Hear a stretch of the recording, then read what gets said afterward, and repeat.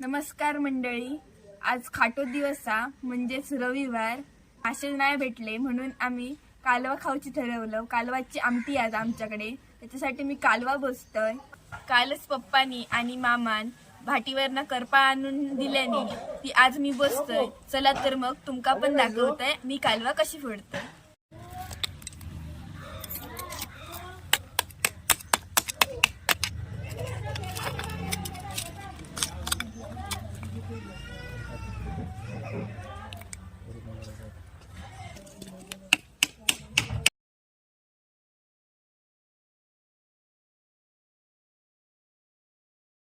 ही नदीच्या पाण्यात 2 वेळा, घरी आणल्यावर 2 वेळा अशी साप धुवून झाली की आम्ही त्याची आमटी करतो, भाजी करतो, कालवा फ्राय करतो आणि जास्तीत जास्त पर्यटकांका आवडणारी म्हणजे कालवा भजी करतो.